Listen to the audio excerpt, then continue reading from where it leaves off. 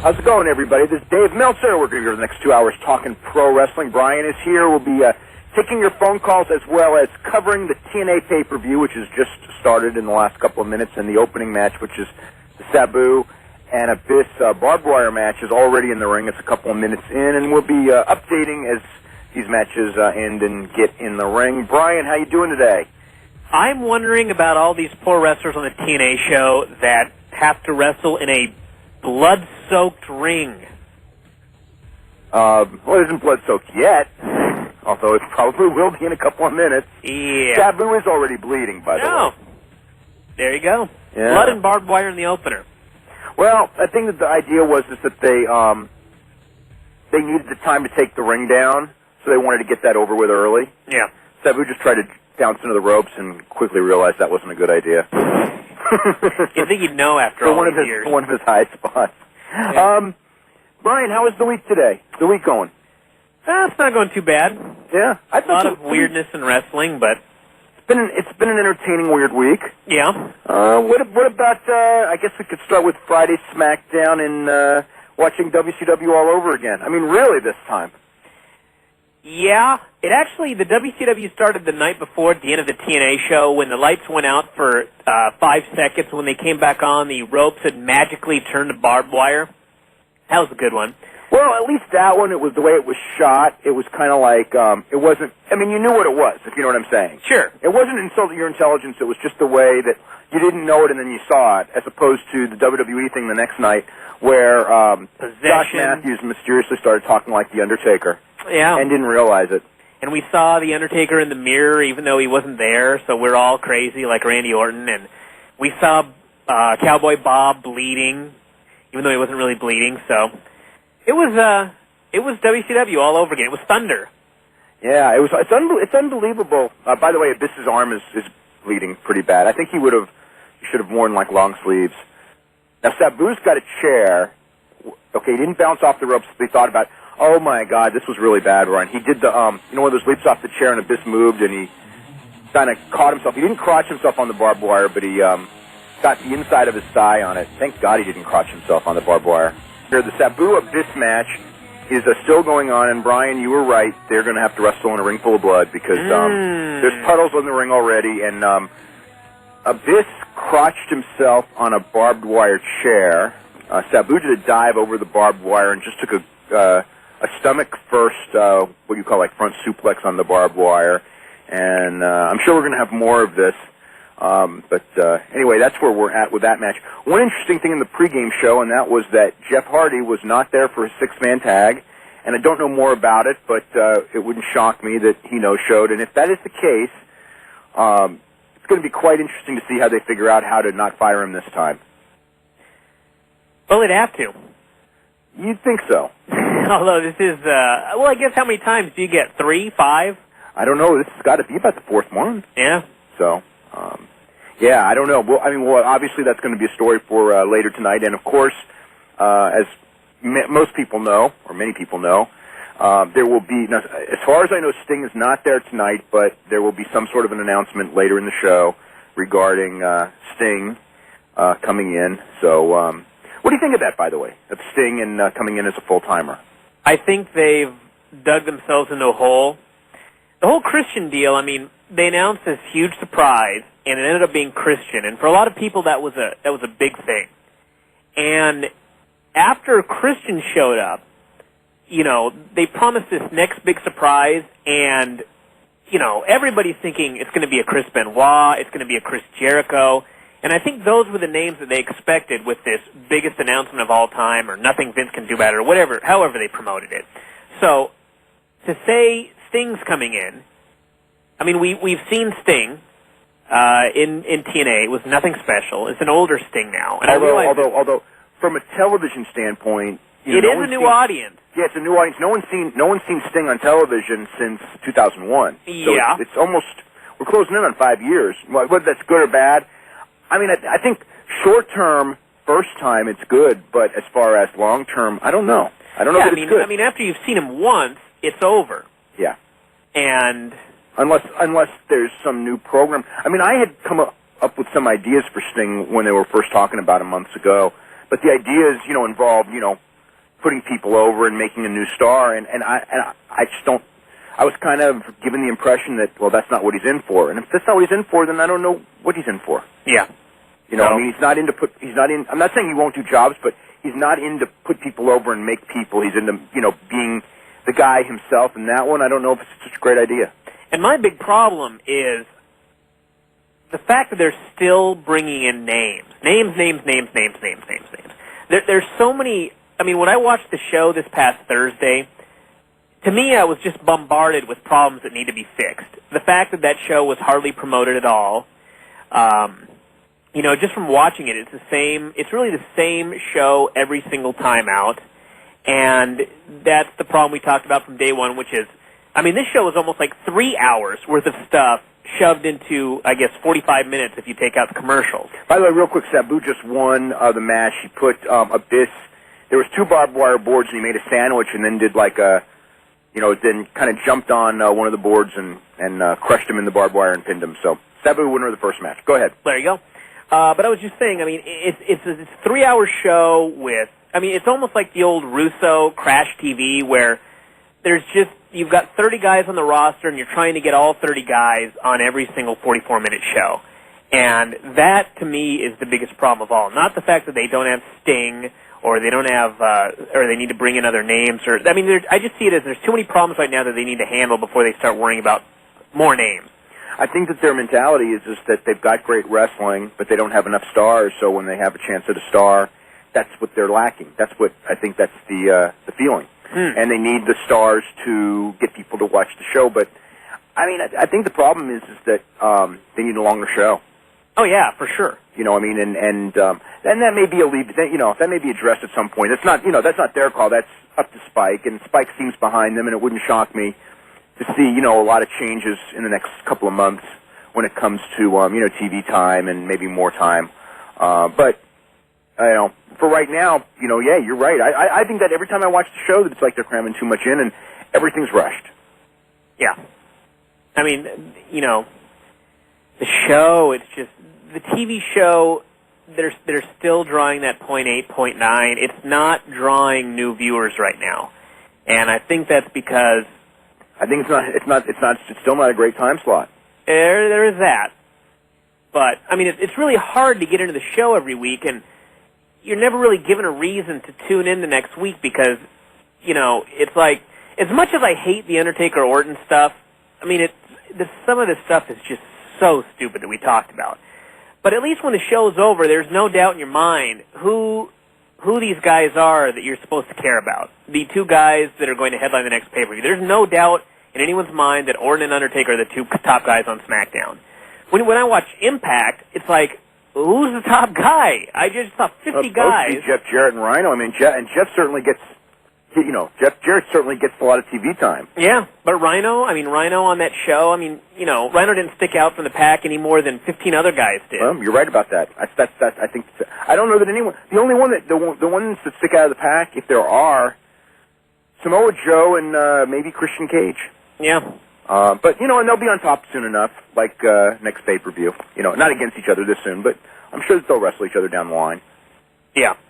Let's see. Besides that, Brock Lesnar. What are your thoughts on Brock Lesnar and the restraining order that WWE failed to get on? I don't know about you, but I'm so tired of the WWE at this point. I mean, here's the deal, okay? If they offered him what they had offered him before, and, you know, which was $1 million a year, and if he had turned it down and wanted to work in Japan, I would be 100% behind them for doing that because they signed him to a contract. They signed him to a 7-year contract. They made a big commitment to him. He left to play football. Now he wants to come back, but they want him to honor the terms of that contract for 7 years, but they don't want to honor their terms, the $1 million, and then they're writing about how he thinks the contract doesn't apply to him. And to me, I think this whole thing is like, it's a joke at this point now. Well, I mean, it's a joke because of the entire, WWE will be irreparably harmed if he does some house shows for New Japan or even the Tokyo Dome. And, you know, I was talking about this with another friend, but if I were going to irreparably harm you, Dave, I would have to break your arms and legs or something like that, or chop them off. And when I think of what would Brock Lesnar have to do to irreparably harm WWE, it sure as hell ain't working a match in Japan. It wouldn't even be working a match. It wouldn't even be working a match in TNA. TNA, yeah. It wouldn't. You know what? That wouldn't even harm. I mean, it would help TNA, but it wouldn't really harm WWE. He's not there anyway. Yeah, and the whole lawsuit and the whole request for a restraining order is so laughable.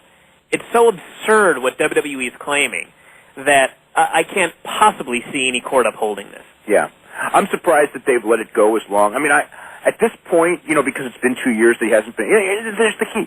He hasn't been able to work. And if they were going to, again, if they were going to take him back, they've established his market value, then they tell you that he's not worth it, then somebody else is willing to pay it, and they still don't want him to work for it. I mean, they want it both ways. Yeah. So. Well, it's everything. I mean, that's how they work. Yeah, I know. Every contract Vince has ever signed, the idea is it has to be great for, WWE and horrible for the other person, and otherwise it's not fair. Or if they sign it, they don't have to uphold. That's right. That's the whole. That's the reason they're not the WWF anymore. How many times have we seen the intent of the contract not upheld by WWE based on a technicality or something? Christy Hemme, just an example. Yeah. You know, because or Bill Goldberg or Bret Hart or all these guys, they sign a good contract, and then it's their fault because they sign a good contract, and Vince doesn't think, well, it's not my fault for agreeing to their terms. It's their fault for asking. So therefore, I'm going to ruin them because I don't think they're worth it. Well, if you don't think they're worth it, why'd you sign it in the first place? Yeah. And then you complain and somehow you're right because you don't think they're worth it? It's like the Warrior deal. What? Warrior's so crazy, but they signed him to how many deals for how much money? What? Who? Warrior. Oh, Well, you mean one deal after another? Yeah. Yeah. Yeah. Hey, crazy guy. Speaking of Warrior, I don't know. Did you? Uh-oh. But no, I mean, I just thought it was funny that and Vince Russo did an interview today, and he was talking about how he was trying to get Warrior into TNA, and I'm just thinking like, what? You know what I mean? I mean, with the money it's going to cost to get him, you can never make it back. They're taking down the barbed wire, so we're having a lot of stalling, which is why they put it on first. And Abyss's arm is just sliced and diced, and he doesn't look like a happy camper at all. And well, I enjoyed your review of the wrestler. It was interesting just to see, Did you notice Don Morocco in the movie? I don't think so. Okay, Don Morocco was in the movie. He's in when they do the workout in the gym when Ed Asner, when Lord Blears tells Ed Asner to go to the gym because Billy's working out right there. That's right, yeah. Billy Robinson. The guy he's schooling is a very young Don Morocco. All right, yeah. So anyway, I was wondering who that was. Yeah. There's all kinds of crazy cameos there because a lot of guys who were like like really young, and including Ric Flair hitting the lights. We got Austin Aries head into the ring with it's going to be Alex Shelley and his video camera, and I'm trying to remember who's in this match actually, but Austin Aries is well, they're gone. But anyway, it's Austin Aries and Matt Bentley. I know that against Alex Shelley and Roderick Strong. So this actually should be a really good match coming up. Okay, Vin, what you want to talk about Vince Russo? I don't. Oh, okay. But I just wanted to mention that I was reading. He's talking about he's already got another book deal. He's working on another book, I guess, based on the success of the first book. And I thought, even WWE with their stupid movies, which I don't expect to do very well, at least they're going to wait till the first two movies come out before they decide to start working on the Steve Austin movies. No. The Russo book, they're already working on number 2 and number 1. I don't know. Doesn't seem to be doing very well. Yeah, well. Have you read it? No. No. I got it, and I got through the first paragraph and thought, no, sorry. I actually, I have it, and I've read... lots of it. I didn't read it straight through or anything, but it's a pretty quick read. I got a bunch of books actually that I have to read. I have to read Scott Williams' ECW book. Although I got that one too. No, you got John Lister's, I think. Nope, I got the text for the Scott Williams book. Oh, okay. So you got that one too. I will read that long before I read Vince Russo's book. Okay. We should head to the phones. Well, real quick before we go to the phones, what do you think of the courtroom skit on Monday? Well, I laughed quite hard throughout much of that skit, and I don't know. It was really one of the rare things where it was actually well-written WWE comedy, which you don't see every day. Usually 9 times out of 10 they try comedy and it falls flat. This was that 10th time where it just worked. I mean, when the show was over, it was like, this was a horribly stupid show. Because really, you know, it doesn't matter if they get a 4-1 with this show. It makes no difference whatsoever. The whole point is you need to sell pay-per-views. And the show built towards the announcement of the Elimination Chamber pay-per-view match, and when it was announced, everybody booed. And I thought, well, that show was a failure. But I laughed, so I was entertained. I got to give them that. I was entertained. A very interesting show. We're going to get a lot of wrestling on the show tomorrow from Boston with 5 matches already. I guess the winners of these 5 matches will be in the Elimination Chamber with John Cena. It's going to be Ric Flair against Kurt Angle, which will be the second time these two have wrestled, and the first time. Think about this one. The first time they wrestled, Ric Flair was totally out of shape. He might be again, but he was totally out of shape. He blew up in 5 minutes, and it was a hell of a match anyway. Yeah. Then we got Chris Masters and Viscera, which I'm going to enjoy that match because I'm going in. Viscera and who? Chris Masters. Oh my God. Yes, because I'm going in with a pleasant attitude of enjoying how bad it's going to be. The only way, and plus it's going to be short. Then we got Triple H against Kane, which I've seen about 1,000 times. Shawn Michaels against Big Show, which will be a interesting challenge for Shawn Michaels. Yeah. And there's one other one. Maybe for Big Show. What? Maybe for Big Show. Yeah.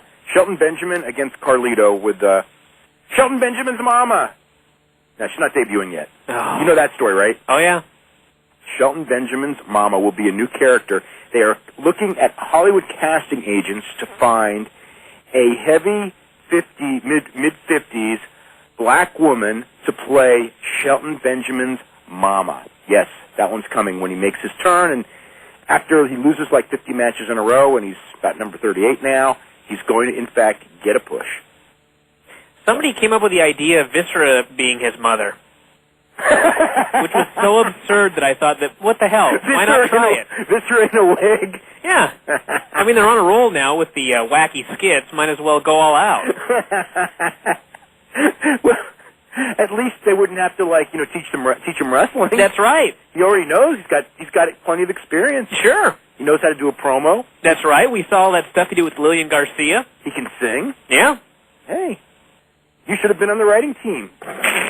Every time I think about that, by the way, you being on that writing team, I always like to think, okay, how many hours would you last? It used to be how many days. Now it's hours. Yeah, I don't think I would last very many. Oh, my God. Let's go to the phones. We're going to start with James in Tallahassee. James, what's going on? Hey, guys, how y'all doing? We're doing good. Oh, good. Good to hear that. I'm just speaking of Sting coming back, maybe can we get Tom Zink on to do the Ole Anderson impression, you know, when he found out about how much money Sting made? Oh, yeah. For any of the IATA fans out there, it was the funniest thing on your show at that point, you know? Oh, yeah, Tom Zink was really funny that day. Actually, Oh, my. funny on a lot of days. Yeah, he was. Yeah. Before he was taken. Yeah. Well, hey, I wanted to ask you guys, or just tell you my thoughts on just the promos or the skit this week as a law student. I loved it. I thought it was great stuff. I loved it too. I loved Nick Foley, and I know the Mae Young stuff I can't say I liked, but Dabari and Tajiri, some of that stuff was tremendous. And I appreciate the fact that, as ridiculous as it was, they actually did make an effort to try to make it a little bit realistic, like having the respective counsels sit on the appropriate sides of the courtroom, like they did, and Nick Foley addressed. Vince has experience with lawsuits. Yes, plenty of experience. Oh. I did like the fact that you had the line about Boogeyman didn't get charged with perjury. Is a known liar. That's right. Although no one did get sworn in. Yes, that's right. Perjury. It would actually. It would the Chris Mordetsky line was funny, but Chris Masters, was funny just standing there because it's like they've announced this drug policy, and then they send Chris Masters out there looking like that. The same week that the drug story comes out in all the newspapers. Not even the same week. What am I talking about? The same day. Yeah. And I mean that's like unintentional comedy, like that they weren't even planning on. I just look at Masters standing there, all oiled up, and I'm just going like flexing. Yeah, and it's just like they didn't even write this one this good. This one they lucked into. Oh yeah, and it was just everything about it. It was just a funny skit. Now that Vince got to pick Bischoff up and throw him into the trash, are we now going to be done with Vince having to pick on Bischoff? Has he gotten his ultimate revenge in that he always wanted to, that where we can move on? Probably not. But he's got to have someone to pick on, and Bischoff's a good target. So I think that we'll probably see Bischoff again. Well, can he bring back I guess not Lex Luger now. Poor Lex Luger, huh? Well, not this week. Yeah, but until Lex clears up his legal issues. I don't know if poor is the best. Well, he's financially he is poor. Yeah. Well, no, just a shame. But I'm glad you all liked. I like the skits. Also, I was just wondering just what your thoughts were on basically the Lesnar deal, being that they went for that TRO, the temporary restraining order.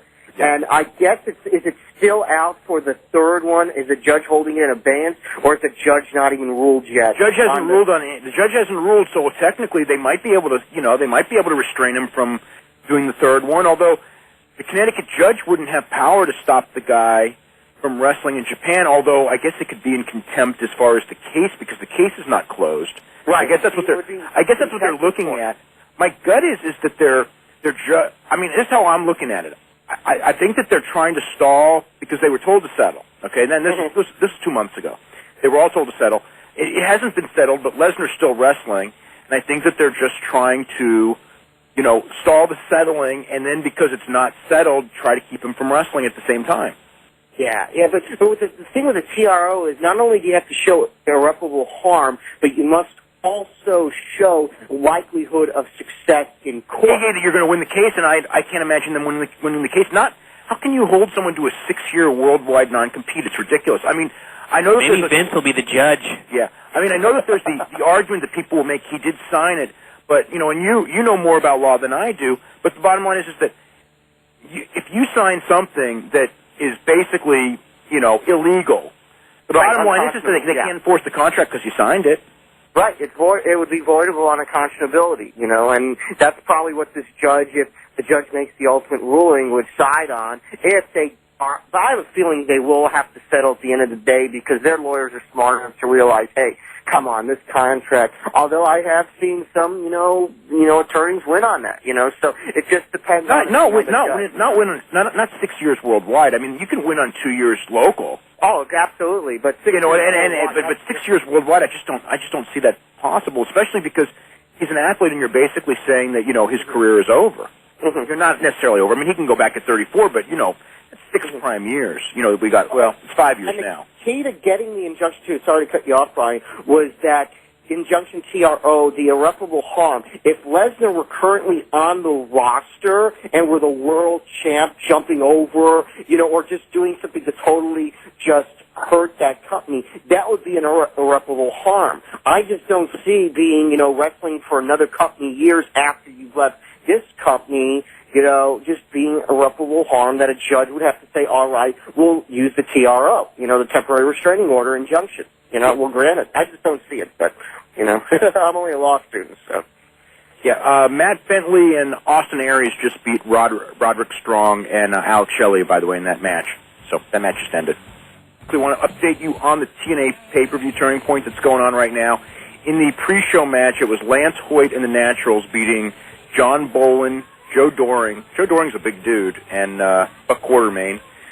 Jeff Hardy did not show up for that match. Sabu beat Abyss in the barbed wire match. Matt Bentley and Austin Aries beat Roderick Strong and Alex Shelley in a tag match. And Raven is in the ring, and his mystery opponent is about to come out, who is strongly rumored to be the former Chris Canyon, who will have to use a different name. The Grand Canyon. That's a good one. I like that. The Monty Brown did an interview with talking to some Bob the Builder doll. So I always love interviews when they use children's toys. Sure. Because he's got those big shoes. You know what? And he's right. Just like Christian's shoes. So Christian was wearing Bob the Builder's shoes after all. Let's go to Tony in Saugus, Massachusetts. Tony, what's going on? Hey guys, how you doing? We're doing good. I've just been really curious. I really enjoyed Eric Bischoff's 3.5-year stint. I didn't think he'd be there that long. Yeah, neither did we. And I was curious, Dave, do you know how much, I'm probably sure you don't, but do you know how much he's making now, or do you have a guess? Several 100,000. Wow, I thought he wasn't even hitting six figures. Oh yeah. And it's for one day a week. He did a nice job there. Canyon definitely walked out of the curtain, by the way, and I think he's got shorter hair than the last time I saw him. And he is in fact Chris K. So anyway, Chris K, not the Grand Canyon. Dave, how much do you think Bischoff made in his heyday in WCW? 600. 600 as a salary. He probably signed a performer's contract. I mean, that was probably a salary for running the division. He probably had a performer's contract as well. He made a lot of money. Yeah, I was just I was surprised when you said how much he was making WWE, because a lot of guys, WWE pay as well as WCW. That's for sure. Well, actually, it depends. They don't guarantee as much as WCW. Right. That's for sure. Yeah. So, I mean, when business is good, there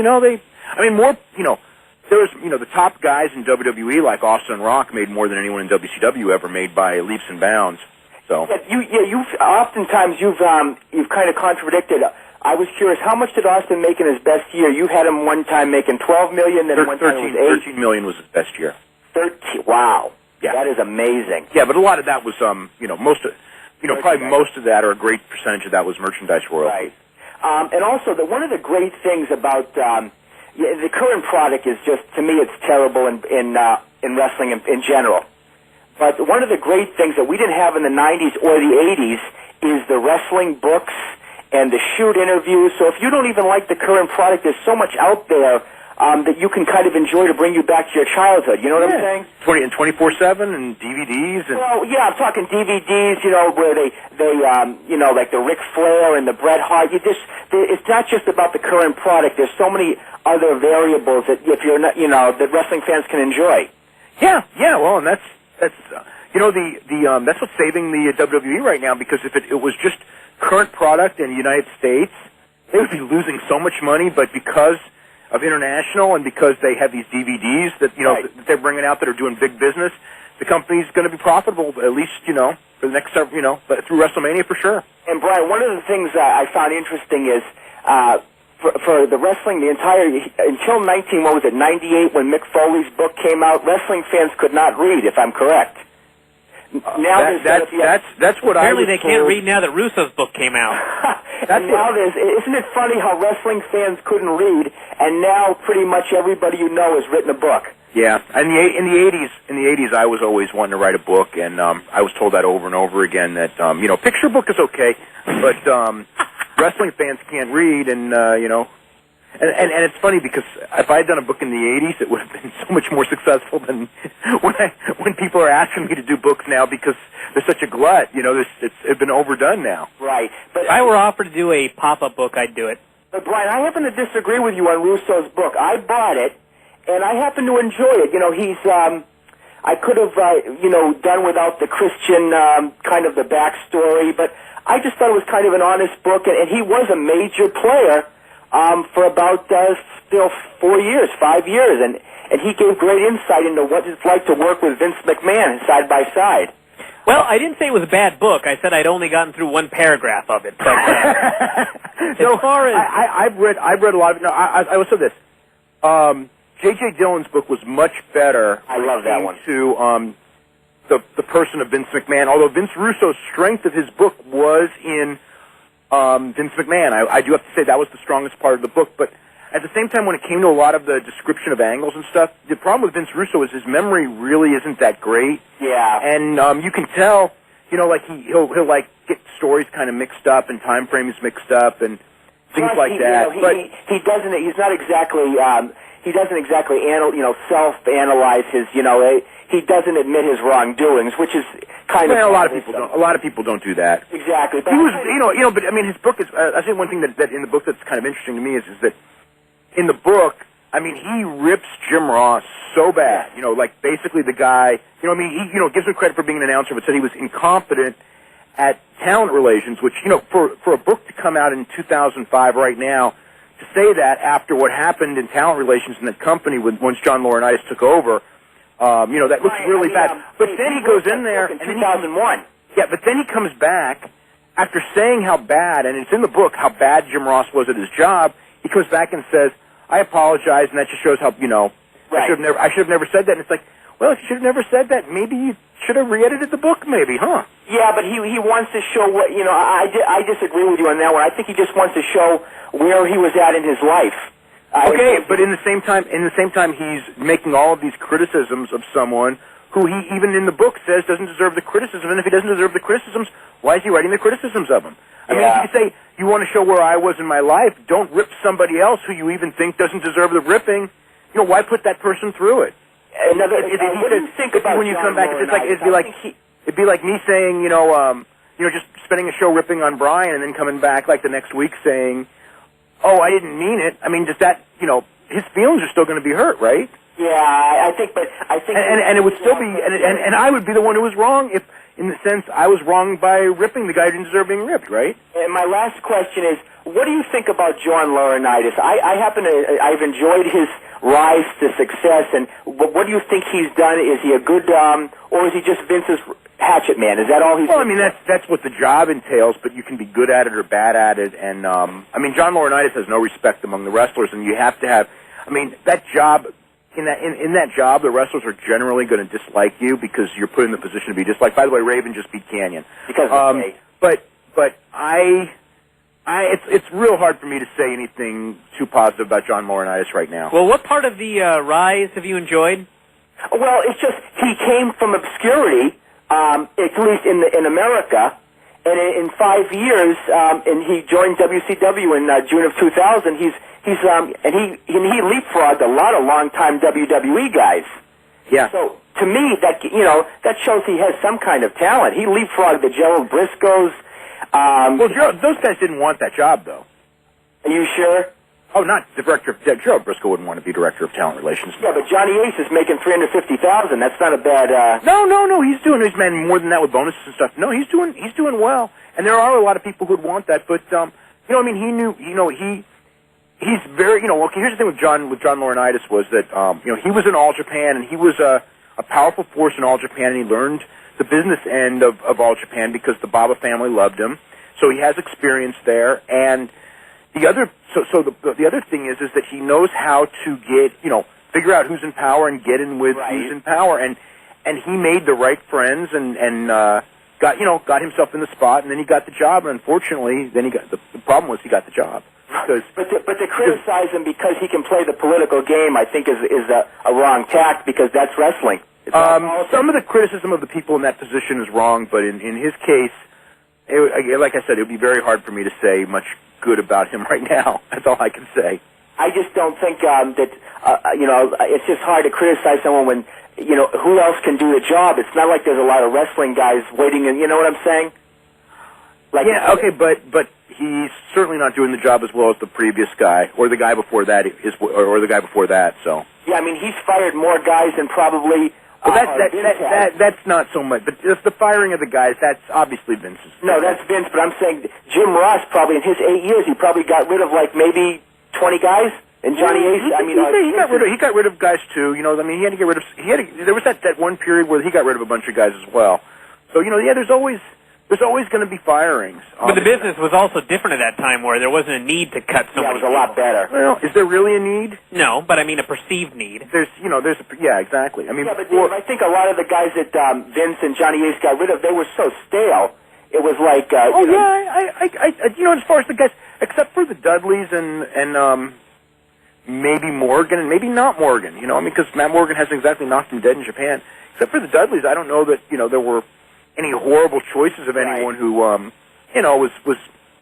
I'd have kept Charlie Haas, obviously. I felt bad for Matt Heisen because he's been screwed in so many ways, and he's such a hard worker.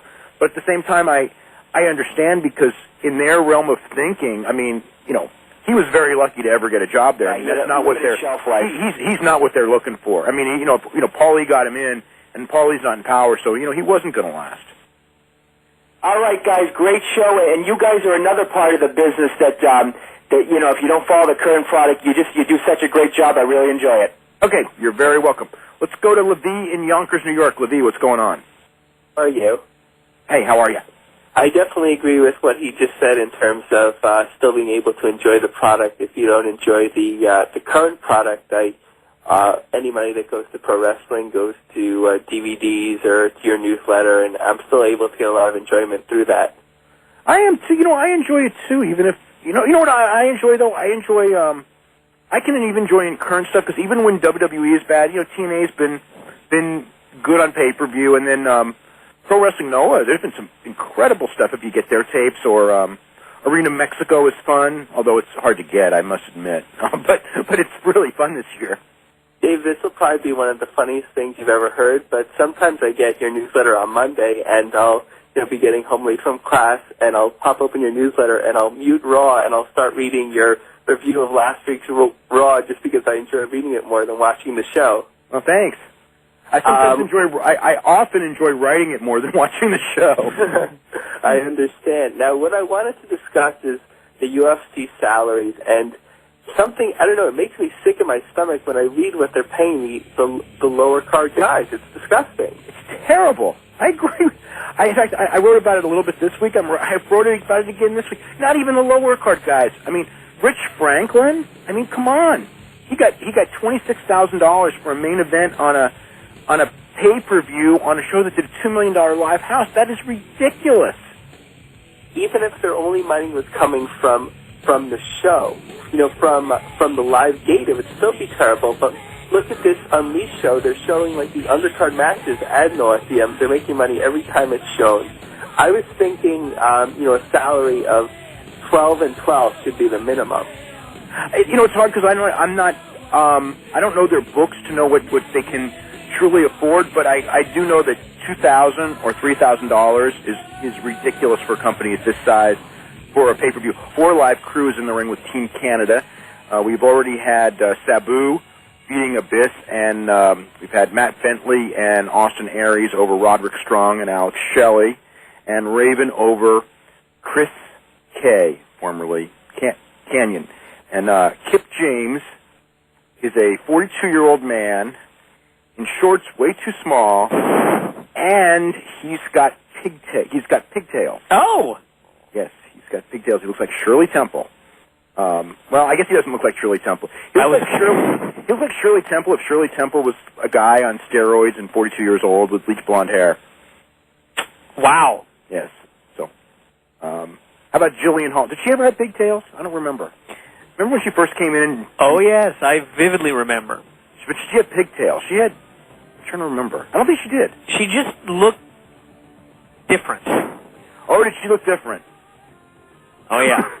And we may be seeing the new Jillian Hall soon. Yeah. And in the 4 Live Crew Team Canada match, Conan cracked a chair over Mr. Pigtail's head, and he was pinned by Team Canada, and then he hit B.G. James with a chair as well. And it appeared to me from watching this that Conan and Ron Killings did some really great facial expressions, if nothing else. So that's what happened there. And now we're watching all kinds of media, including Sports Illustrated and all that, with Dale Torborg and A.J. Brzezinski leading up to the thing. They had an interview with the Diamonds and the Ref, and they were reading like USA Today and Sports Illustrated. Now Bobby Heenan is doing an interview with A.J. Brzezinski. So anyway, that's what's going on right there. Let's go to Levy. Levy, what's going on? Hey, Dave. So with the salaries in the UFC, we all knock Vince McMahon, and definitely rightly so, but, at least with Vince McMahon, when he's successful, you're successful. When the company catches fire, all the guys, do well. Maybe not to the extent that they should, but they benefit. Now, the UFC, 2000, what was it, 2000, they bought the company. How could they still be paying the same contract? They're actually paying less than they were then. They're paying less. Because, when they first got the company, they were given, Pedro Hizzo was getting like $175,000 a match. And I guess Ken Shamrock and Randy Couture are above that now. But that they were generally speaking, the last UFC, the last one, was the lowest payoff that they had ever done for a show, at least a Nevada show, because that's one of the ones where we can see the actual payoffs, since they owned the company. The company's never been more successful, and they've never paid less. That's amazing. And Vince would be proud. What? Vince would be proud. Vince would be proud. Vince is trying to do the same thing, but yeah, geez, I actually, it's somewhat unconscionable. I think that when you talk about, doing what they do for $2,000, I mean, geez. Look at Kid Cope from the last show. He got a broken arm, a dislocated shoulder or something like that? Oh, my gosh. Yeah. For $2,000. 6-man tag is in the ring, and Dale Torborg came out in his blue jeans. Oh, he didn't wear his Kiss Demon outfit? No, oh, no. Well, we knew he was going to do that, but he gets sued for stuff like that. Sure. There's a bunch of players in the audience. I think Eddie Einhorn's in the audience, too, but I'm not positive of that one. So he's the owner of the White Sox. So, yeah. And a former wrestling promoter in the 70s. Wow. Who made the saying, the great thing, this was when there was problems in baseball. He said, the great thing about wrestling is that if you have a salary dispute with someone, all you need to do is get a bottle of peroxide and you can create a new superstar in wrestling. And by the way, he did not last long as a wrestling promoter. It sounded good, but that doesn't work in real life. Well, there's a lesson to be learned from that one. There's a lot of lessons to be learned. Let's go to Terry in North Carolina. Terry, what's going on? Hello. Oh, not much. I'm glad y'all took my call here. I just wanted to make a comment that I thought the interview with Christian was a pretty good interview there, and I'd like to see you guys hopefully get some other guys on there like Triple H or Batista or somebody like that on there, hopefully. We're banned by the WWE, so it's not going to happen. We're going to have to wait until we're on the unbanned list, and who knows when that'll happen. That may be decades. It may be a real long time. If like Vince comes and goes, but I think that the people who are going to replace Vince are never going to come around. Yeah. That's my gut, especially Stephanie when she's in charge, and Triple H. So I don't know that that one's ever gonna. I don't know that one's ever gonna end unless they're in court or something over something, and they really need a friend bad or a lot of friends. Till that day comes, I don't see anyone from that organization on this show. Yeah. What's the deal with just letting basically the veterans hold the titles all the time? Won't they let some of the younger talent have belts like Jericho and Benjamin and stuff? Jericho had the belt. Benjamin had a long Intercontinental run. And and realistically, I don't think Benjamin's ready for the world title. So, I mean, I certainly don't think that he deserves this losing streak, but that's another story. Yeah, because I thought when Benoit had the championship, I thought he was a pretty good champion. Thought it was long overdue, but I think he did a great job. The problem with Benoit was that Benoit was put in. There was never the idea that Chris Benoit was going to be the guy to carry the company. I mean, now there was for Eddie Guerrero, okay, but with Chris Benoit, the idea was that he's going to hold the belt for the summer until, actually at first it was Triple H, but later Randy Orton beats him for it. I mean, it was like in their eyes, like those were the big players, and Chris was just kind of setting the table, for another big player to come in.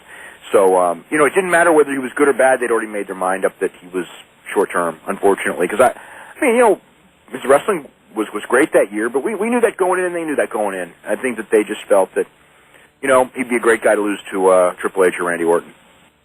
All right. Do they plan on bringing The Rock back anytime soon, or is he just way too busy making movies? Well, he's that busy right now. The Rock is on vacation until March or April. As far as what does that mean on vacation? He's at home? He might be traveling, whatever vacation means. He said fishing and going to the beach. That's what he told me. Wow. Yeah, fishing and going to the beach for the next couple months. So, but he'll be working real hard, once he starts back on the movie set. But did you see him on the show last night? I did not see the show last night. No, how was he? I only saw just a brief glimpse of him because I tuned in thinking that TNA was on like an idiot, which actually probably a lot of people did. But well, then they might have had a good hour that hour. Yeah. So there was Rock, and my goodness, he's dropped weight. Oh yeah, I know, he's really light. I mean, I'd seen him light, but this was super light. Yeah, when you see him, you don't even visually, he does not look at all like professional wrestler. He looks like an actor. Yeah. Yeah. I haven't seen him lately, so yeah, I don't know. They say he weighs 230. No way. And he looks lighter than 230, but he's really tall. You know, he's like 6'4.5". Yeah, I guess so. Yeah. But yeah, no, I know last time I saw him, I thought he looked 215. Yeah. You know, so. One quick other question: do they plan on anytime soon in the storylines of maybe bringing Shane McMahon in to do anything? Probably. You know, it always comes back. He was just on the week before last. But from what I gather, he's not going to be the general manager. Because I think Shane brings a lot of character to it. He's funny as he can be, I think. Unintentionally. Some of the stuff that he does. He's dance. Funny. But, well, that's all I had. I wanted to ask you, but I'll let all these other callers get to you and just say hi to my brother Don there. But thanks for taking my call, and I appreciate it, guys. Okay, very welcome. Let's go to Greg in Providence, Rhode Island. Greg, what's going on? All right, what's going on, guys? Not too much, not too much. Listen, a few questions about WWE and one quick one about TNA. Okay. The one I really wanted to get to, Dave, was John Cena. I mean, I saw Survivor Series, and, you know, it's like you said, since SummerSlam. I mean, it's so awkward when, in the company's eyes, their top babyface is just getting the biggest mixed reaction, and a lot of times it's more boos than cheers. And, you know, my question is, you know, as a wrestling fan, I'm not a huge fan of Cena, but, I mean, I'll get behind the butt. I don't know if it's a gimmick, if it's fake. I know when he first started out like this, he was like a thug rapper, but he doesn't even do the lyrics anymore when he comes to the ring. It's just like this.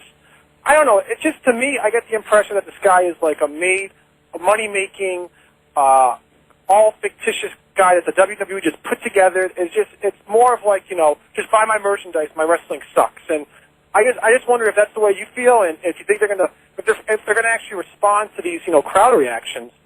They're going to fight him till the bitter end. I mean, you know, it's just a question of how the crowd how the crowd reacts. It's going to get worse, though, don't you think? I think that if they don't turn him, it's going to get worse. Yeah, because the crowd resents it and everything. So yeah. You know, the thing with Cena was he used to come out, he would do a rap, and he would do a match, and the booze started, and so all of a sudden he wasn't coming out so much. They were just backstage doing a rap. And then they kind of had to chip that away until now he's not doing a rap at all. Right. And now he's not even appearing during the show until the main event. So right. I'm wondering how much they can possibly chip off of him before he just no longer exists. Like, do you think maybe like a corporate character? Like, I could see him maybe teaming up maybe in a couple of months with Bischoff or something, just totally losing the rap gimmick. And I don't see that because, again, he sells so much merchandise. This is the big fight on the whole thing. It's like, if he was not selling merch, by the way, real quick on this match, AJ Brzezinski just hit Simon Diamond with a home plate and knocked him out with a loaded home plate. So they won the match. They couldn't find a baseball bat. And he's signing his autograph on home plate for Simon Diamond, who's knocked out. So that's the end of that one. I don't know how that match was, but anyway, as far as. Yeah, you know, if it wasn't for the merchandise selling so great, I think they would just turn him heel. But because it does, they're going to fight it till the bitter end. And I don't know how it's going to go. I mean, like, you know, they're very careful. Like on last Monday's show, they only brought him out in a situation where it was anti-Bischoff, where he was going to get cheered. Right. But I heard that, you know, like when they showed him to the live crowd, you know, not on television, he got booed, you know, twice. So wow. So you know, why can't he be a babyface without the belt? I mean, that's what I would have done, but you know, I guess Triple H has already decided on WrestleMania. And Dave, one more quick question about WWE, and then a quick one about TNA. With the Saturday Night Main Event coming in March, is that going to be maybe I'm hoping for cross promotion, SmackDown and Raw, or is that going to be one brand only? I would think it's going to be both brands because I cannot imagine. You know, it's supposed to be, you know, it's supposed to be Raw. Maybe not because you know what? UPN, no, you know what? I'll bet it's only Raw because UPN would probably want exclusivity on the SmackDown characters, and that's I shouldn't say that for sure, but if I'm going to guess, it's only going to be Raw. But wow. But no one's told me for sure. I should actually check on that. All right, and one last question, Dave. When is TNA going to be able to actually get out of that arena in Orlando and actually make some stops to cities? Because I mean, I would love to see them live. You know, in the Northeast, and I don't think they're ever, like, when do you think is going to be, you know, finally time for them to start going on tour a little bit? As far as a show, if the promoter's going to pay for it, they could do it, but as far as going on tour, I don't think that they ever should do that. I mean, the economy can change, but WWE barely makes money going on tour. These guys will lose money like crazy if they try. So what's the point of going out and losing money? Well, Monty Brown is going to be facing Christian. Monty Brown's coming to the ring right now. So we're going to go to, this is a big match, I think, for both of these guys, because Christian's first pay-per-view match with this company, and he's going to have to prove that he can carry a guy who's not that great, and Monty is going to have a good match here. That's another thing. Why did they give Christian's first match away for free on television? Well, that one I wouldn't have done. I think that's because it was a Thursday night special, and they wanted it to feel like it wasn't a special. They didn't even promote it. I know. They should have promoted, if they were going to give it away for free on TV, don't you think they should have spent a week on Spike with commercials, Christian's first match? Yeah, and why couldn't they have done his first match after people already had to pay to see it? You can give it away for free and promote it for 3 weeks. It's going to be available on TV, but you might as well promote the one on pay-per-view. I agree with you on that. First TNA match, pay-per-view. To me, that's perfect logic. Shouldn't, but I think they wanted him to have a good match, maybe just a match to get the rust out. Hey, you know what? If that was the case, they should have done a dark match. Yep. Maybe they wanted Bobby Roode to get a little bit of a rub, and look good against him. And they could do that next week. They're trying to elevate Bobby Roode. Bobby Roode did a good match with him, too. Yeah, it was good. Yeah. Let's go to Damon in Westchester. Damon, what's going on? Hey, guys. I had a question. I'm sure that WWE is paying royalties to the wrestlers for the DVDs. Oh, yeah. I'm just imagining, if they don't like Warrior, why make a DVD about him? Because they thought they have access to this film library, and they thought that it would sell. And, it did sell. It did, yeah. It wasn't the, greatest selling one, but what's it, like 110,000 copies or something like that? 115 or something? Yeah, 115, jeez. That's wow. pretty darn good. Yeah, oh, okay. For a burial. So the end justifies the means in that case, okay. Another question. Years before I knew the Observer existed, I remember on a pay-per-view, I think it was Hulk Hogan and Randy Savage burned a copy of the Observer. Yeah, I think it was 1995 Wrestle War. What was that all about? He was mad at Dave. What? He was mad at you. Yeah, he was mad at me because, I don't even know why. I think it's just, 20 years of frustration, or maybe... No, it was the Randy Savage deal. They weren't mad because I said Randy Savage. Well, okay, you're right. But they used that as an excuse. He did use an excuse, and he looked like a real fool later on. Well, wait, they look like a fool. One arm's half the size of the other, and he's trying to say how he worked you. He's got a torn muscle, and then they did an arm bar on the bad arm as the finish in a cast, and that was some insanity that day. That was some good stuff. Yeah, what was your reaction, Dave, as you were watching? I started cracking up. I couldn't believe it. It was like one of the funniest things I ever saw, especially because I knew the guy had torn his tricep, and they're going out there, and the arm's so small, and they're going out there trying to say, we worked everyone, we even worked the boys, his arm's not really hurt, and it was.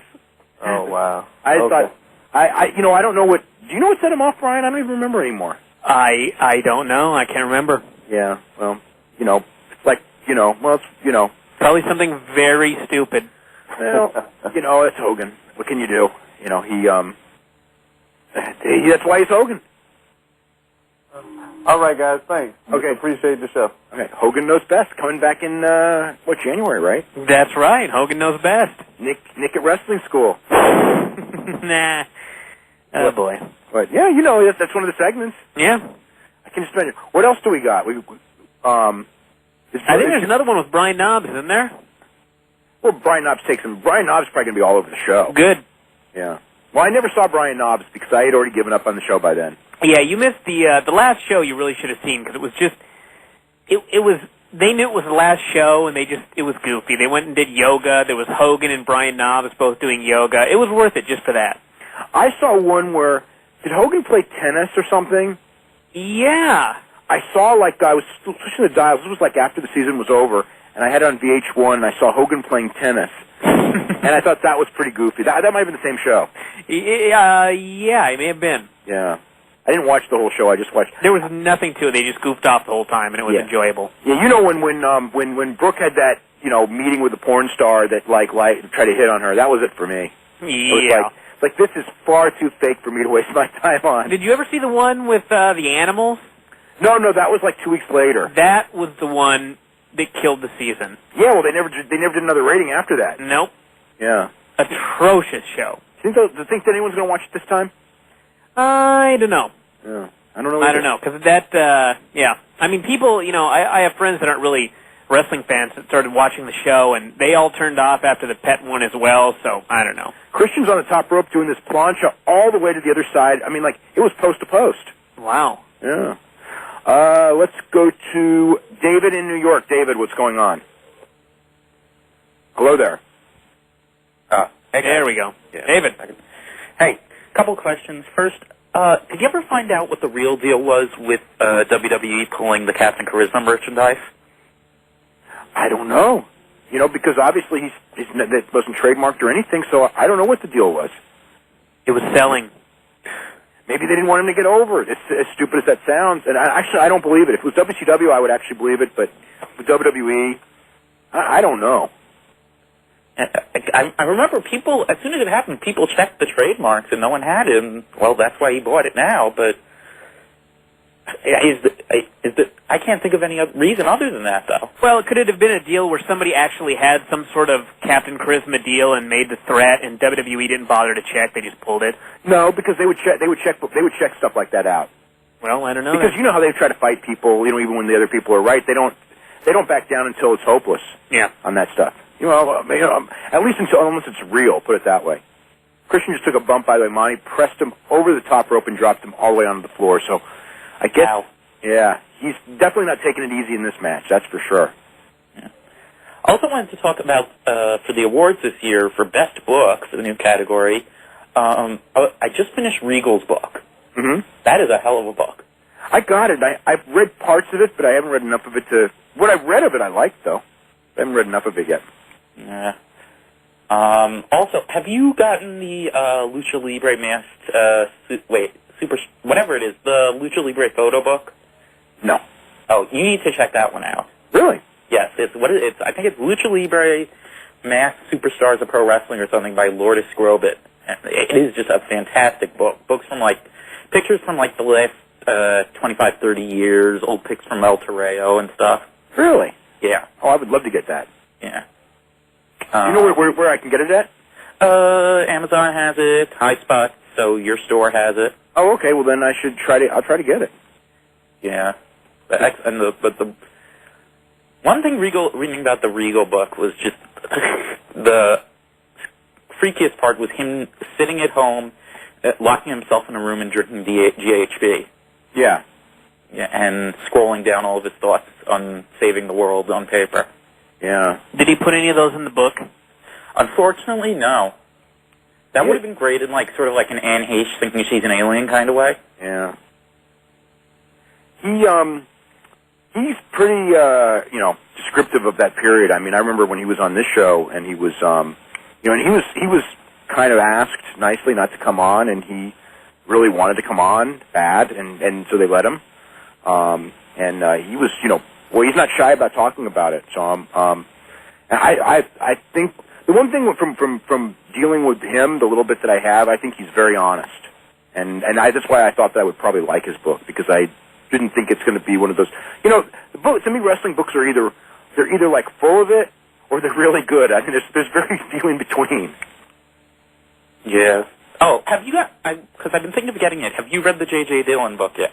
Oh yeah. Yeah, How is that? I read it when it first came out. I liked it a lot. It starts off a little bit slow, but if you like the old territory stuff, he took notes on his whole career, so the accuracy is very, very high of the territorial days, like Amarillo territory and Charlotte territory, and working up in New Brunswick and the Maritimes and that stuff. But it would be slow if you're not into that. But the stuff of WWE, the stuff on Vince McMahon, to me, is probably the best anyone has ever written on Vince McMahon. I mean, it's straight and it's honest, and like I said, the Russo stuff on Vince McMahon is pretty good too. And you get the similar thing. I mean, you get who Vince is. You don't get that WWE wrestler book version of Vince McMahon. You get the Vince McMahon, both good and bad, that I've always heard about, as opposed to that I always read about, which is a completely different guy.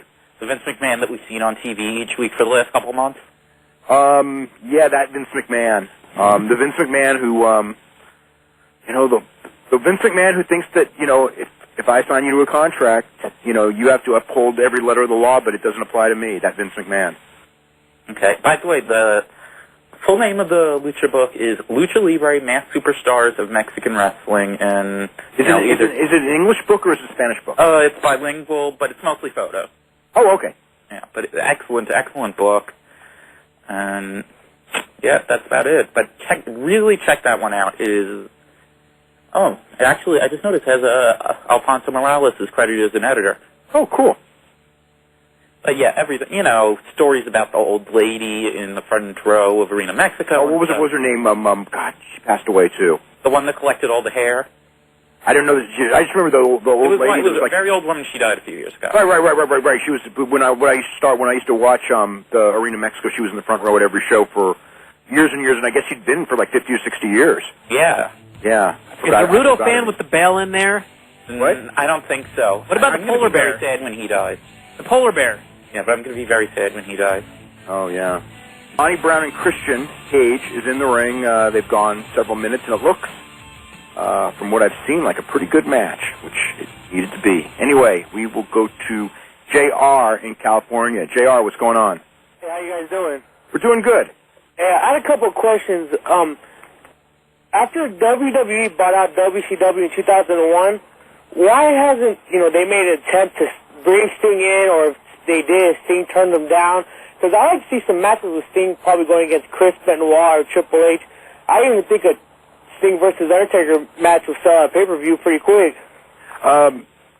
Sting, real quick, Christian just won with an unprettier clean in the middle, but every year around WrestleMania time they talk to Sting and they never get a deal going. Sting I think has signed a deal with TNA, so it's not going to happen. And he doesn't want the schedule that they want him on, and I guess they don't want, the idea of coming in for 1 month. I don't really know why they never did it, because I thought that made sense.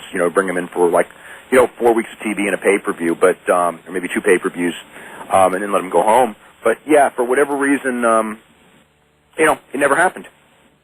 And another thing is, why is, it seems like in the last year, WWE just, throwing away talent like the Dudleys and some of the other guys like Christian and some of the TNA, and they're bringing up, some ridiculous characters like the Boogeyman.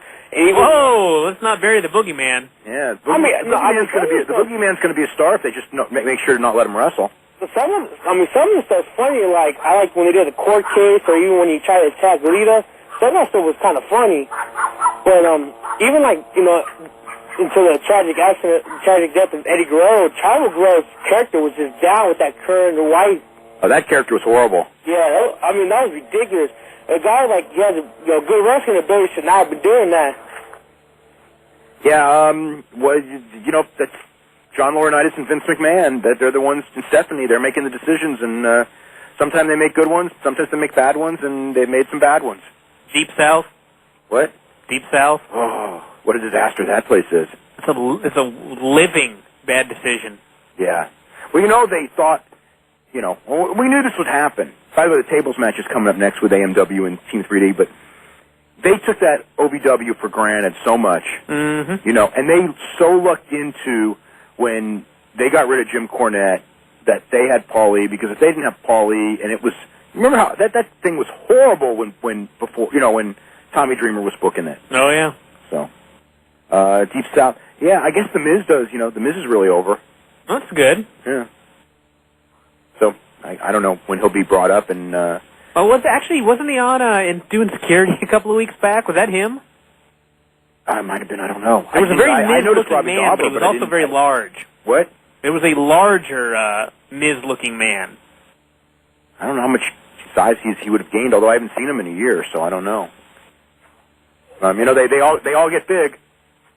I had a couple. I want you guys can kill some rumors for me. Is there any truth of Dusty coming in being the new general manager of Raw? Who?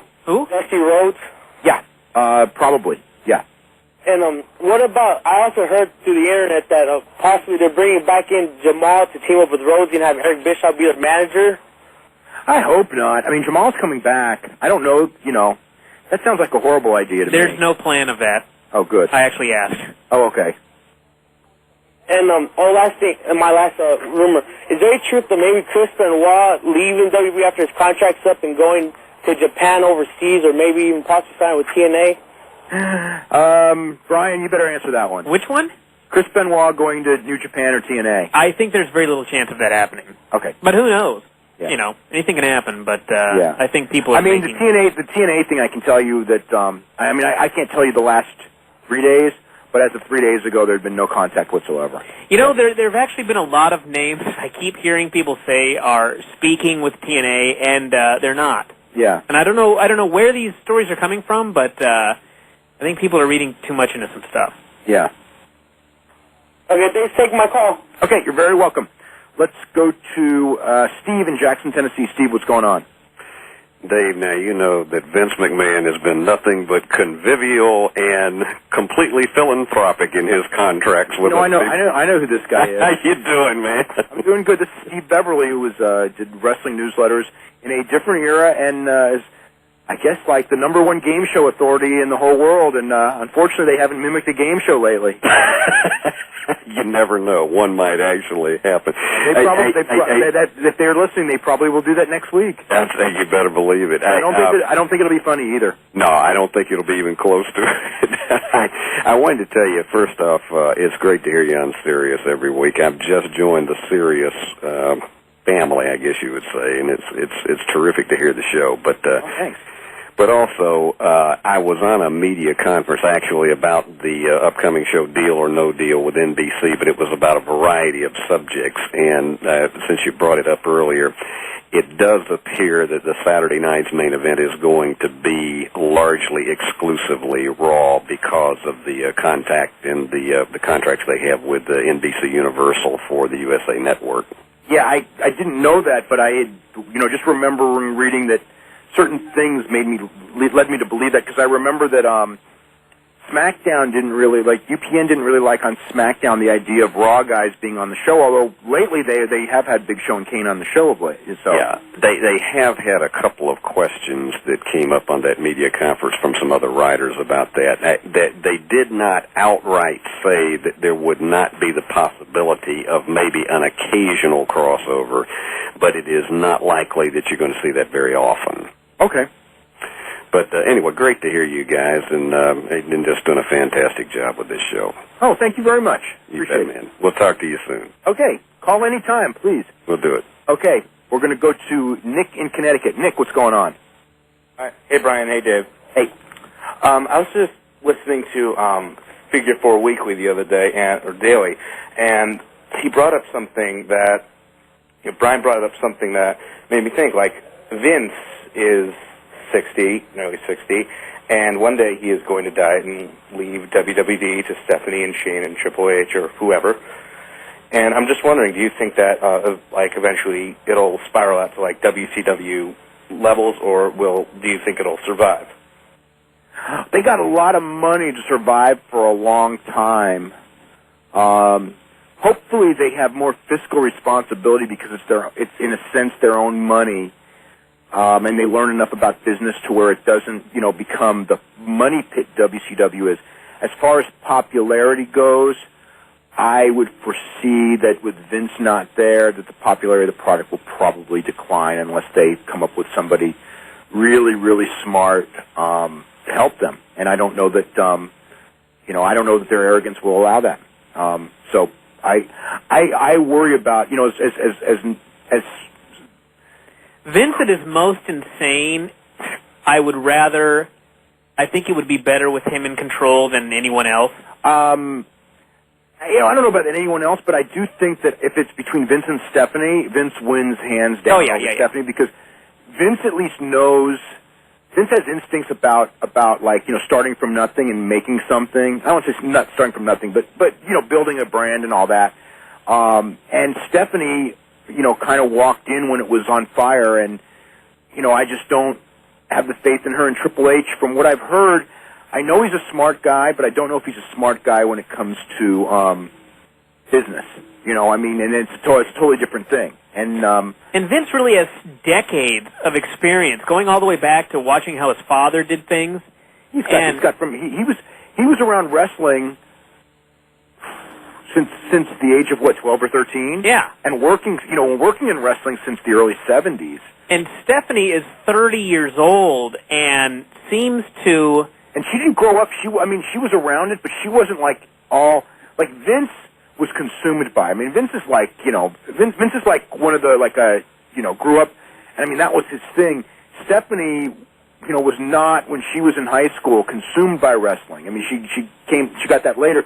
So she doesn't have those decades of experience as a fan and instincts. And not that Vince's instincts as a fan are not really all that great right now, but Stephanie's are pretty bad. I mean, from listening to stories of people that deal with Stephanie, it sometimes seems like she feels like she knows it all. Like there's nothing more for her to learn. Absolutely, and that's the problem. Vince has that too, but Vince at least knows a lot. Yeah. Sometimes he forgets, but Stephanie's knowledge of it all, I don't even think she knows that much. I mean, I think there's people, just a lot of people I know that know more than her that I wouldn't even consider all that necessarily smart on wrestling. So it worries me. I mean, Triple H is smart as a wrestler, but a wrestler looks at things. I mean, I've heard just Triple H just certain excuses and things like that, like when the business started to fall.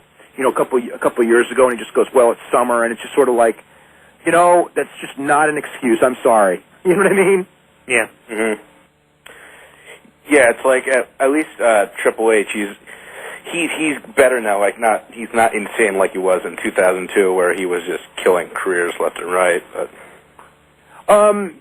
yeah, I think that was a period where he thought guys just didn't belong at a certain level, and.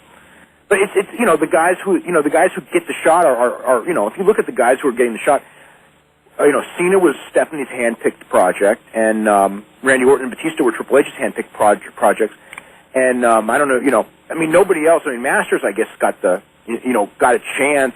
Yeah. They're grooming him because he's 22 and he's got or 23 maybe now, but he's got a good physique, and at the time, So they think that because of that, that he's tall, that he should be a star. But they should learn by now that cosmetics only get you so far, and they don't get you that far as any. Right now they don't get you all that far.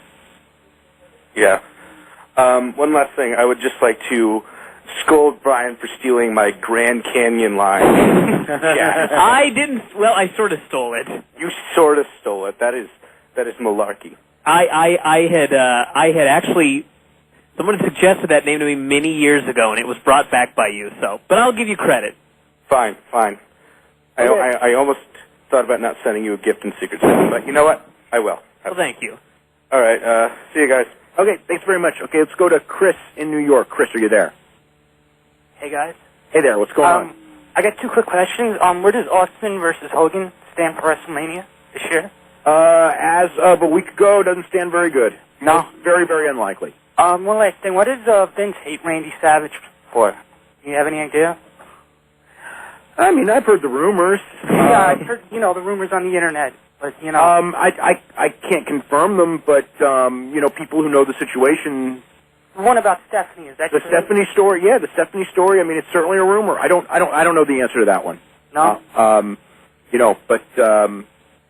The thing is that he didn't hate Randy Savage when he jumped in like 95, 96, because I remember Vince, saying that he would take Randy Savage back at any time, but Hogan was the one he would never take back. And as it turned out, he's taken Hogan back 4 times and never taken Savage back. But the thing with Savage, it could, especially now, I mean, if you've seen Randy Savage now, I mean, there's just no way. With the gray beard and everything. I mean, he's just so old, and I think he's, I mean, even for the Hall of Fame, would Vince even consider that? if he's not, put it this way, if Randy Savage isn't in the Hall of Fame in like 5 years, then there's probably something really amiss if they don't have a DVD of him, because they, Randy Savage was a really big star, and God knows how many times they brought Piper back, so I guess time will tell, but they bring everyone else back, so I don't know. I saw Chris Harris take a 3D through the table, but I think the AMW 3D tables match is still continuing. We're going to go to Tony in Pennsylvania. We only got a couple minutes. Tony, what's up? Hi, hi. Hello. Hello? Yeah. Yeah. I got to ask you a question about this whole thing in TNA with Jeff Jarrett. Uh-huh. Do you think it's time for him to step aside and, let the younger guys take over? I don't know about, as far as, disappear, but as far as on top, yeah, for sure. I guess 3D must have won that match because, they're showing the clips for, Samoa Joe and AJ Styles, so Team 3D must have won that tables match. Anyway, go ahead. Sorry. Yeah, I thought that was a good match, by the way. The 3D match, good. How's the show so far? I'm not watching it right now. I heard it's a real good match. Oh, okay. Yeah, I think he shouldn't be in the world title picture for much longer, and they should have different guys in the main event.